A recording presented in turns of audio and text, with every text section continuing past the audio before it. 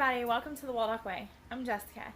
And today's video is going to be a look inside my current mom morning, but I don't do it morning, basket. So I showed you guys inside my mom morning basket a few months ago. I will link that video up here for you in case you want to see how it was and what was in it then.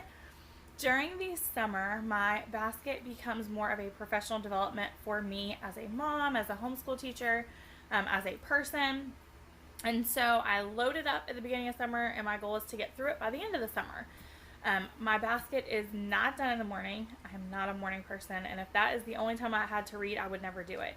So I tend to do my basket after Emily's gone to bed. We do her bedtime basket together. I get back up and do whatever work I need to do, and then do, kind of my basket as I'm going to sleep. So I may read through one book. I may read through a little bit out of 4 or 5. It just depends on my mood that night and how heavy or light, whether it's a new read or a reread, and how tired I am, I guess, if we're being honest. So I'm going to show you inside it. This is the same basket. I have 2 of them. This is the same basket that I use for Emily's bedtime basket. It came from Michael's. It was $7.99 with the coupon, or when it was on sale. I'm not sure which, but it was definitely very affordable. It's kind of like a cloth material, so it won't scratch our furniture. And it's, how do I put this? It's not gaudy. Like, it doesn't match, but it's not like a sore thumb. It doesn't stick out like a sore thumb either, which, since it's in my bedroom, I wanted to make sure that it didn't do that. So the first thing in my mom basket is this Write the Word, Cultivate Forgiveness, Let Go, and Let God. And it is by Cultivate What Matters. So there's a space here for you to write, and so I kind of write like a synopsis of the day. Then you have a word of the day, and then over here you have today is, and you have I'm grateful for, and then you have a Bible verse, and then you have more writing. So normally the way I do it is on this page. Hang on, let me try to show you.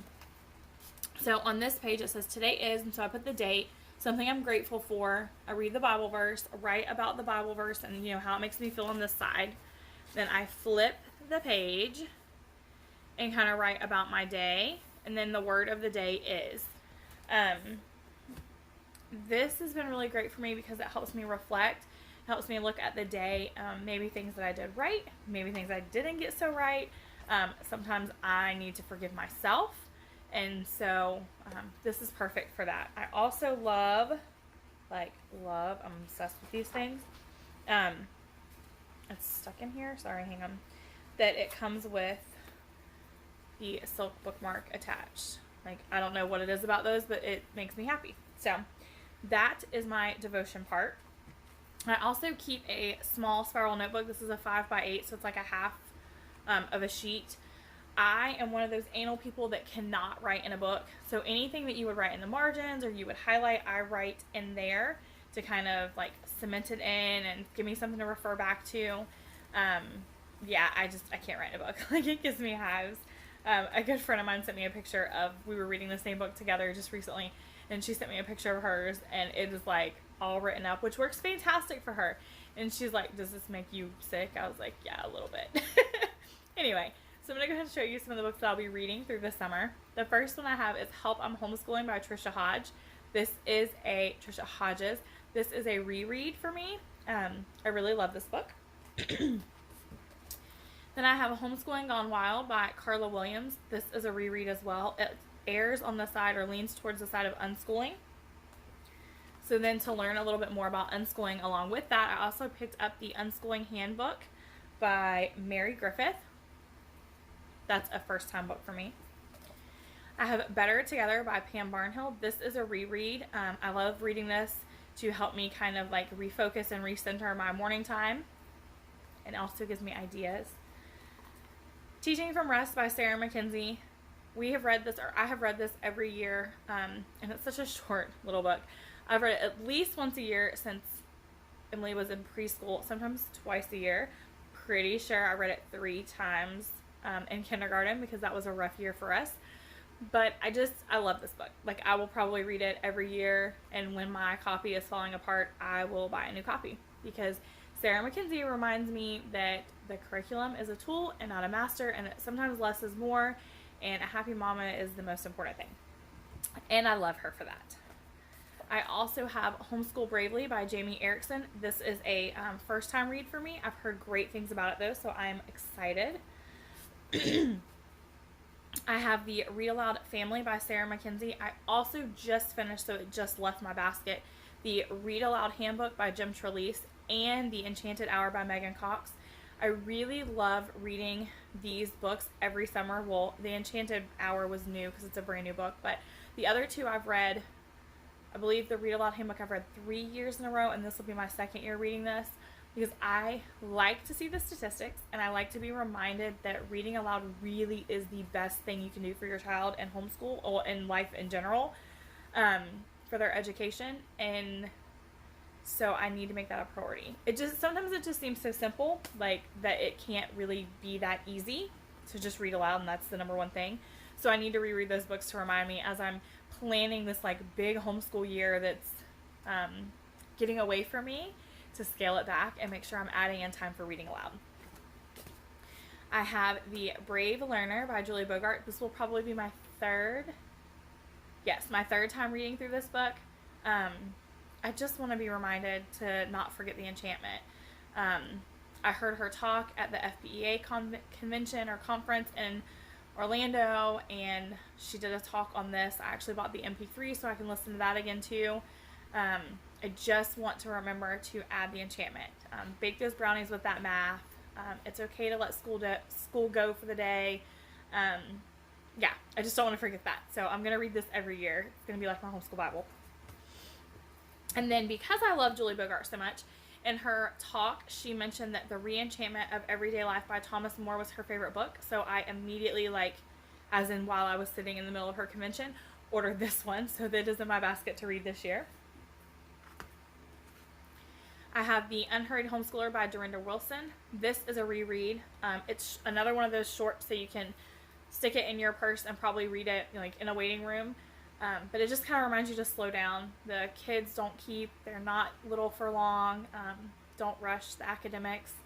Just, slow down and enjoy your kids. Being hurried and rushed is not great. It doesn't make you any better than the person who's, more relaxed and enjoying their time a little bit more. So I need that reminder. And then I also at the FBA convention met with Colleen Kessler, who I love and adore. She's seriously awesome. And these were 2 recommendations from her. And they were Make Your Warrior a Warrior, A Guide to Conquering Your Child's Fears by Dan Peters. So that'll obviously be my first time reading that. And then also Emotional Intensity in Gifted Children or Gifted Students, Helping Kids Cope with Explosive Feelings by Christine Finesca. So again, my first time reading that one. And then I also picked up Parenting Gifted Children 101 to read through. An Introduction to Gifted Kids and Their Needs. And this is by Tracy Ford Inman. So first time reading that as well. And I picked up Homeschooling Gifted Kids by Cindy West. I love Cindy West. I have followed her since our journey westward, since Emily was in preschool probably. She has some nature stuff. She does tons of brain training, gifted kids. There's nothing she does that I don't love. So as soon as this book came out, I bought it immediately. I am probably only a quarter of the way through, but can already tell that it's going to be great, and I'm probably going to read it every year. I have one more book that I already read, loaned out, so it's not with me right now, but will be back in here and read before the summer is over. And it is The Introverted Mom by Jamie Martin. Really, really great if you're an introverted mom, especially if you're an introverted homeschool mom. I highly suggest that one. And then the very last book I have is the Plan Your Year by Pam Barnhill. So I will be reading through this as I get my vision and kind of everything for the school year ready. And then I've also already printed out some of the forms that are in here, because I will not be writing in my book. And they're on a clipboard in my office waiting for me to finish this and fill them out. The last thing I have that is kind of to the side of my mom basket right now is the Julie Bogart Gracious Space. There isn't one for summer, but just so you know, these are always in my mom basket. any time, especially in summer, if I feel like I need to pick me up, I will still grab one of these and read one of the days, just because I don't feel like they're limited just to the season that they're written for. I mean, that obviously helps, but they're a wonderful period. So if you find one used or on sale, or just whatever, pick it up, whether it's in season or not, because they're like little nuggets of homeschool heaven. And I love them. So they are pretty much always in my mom basket, or right beside my mom basket, since right now they won't fit in that basket. Anyway, so this is my professional development for the summer. This is what I'm hoping to read before we start school, end of August, beginning of September. I would love for you to tell me what's your kind of professional development books that you'll be reading, because I'm obviously always looking for more. So leave those in the comment box down below, and let me know if you have any books that you'll be reading to develop your, professional mom, homeschool, guru skills over the summer.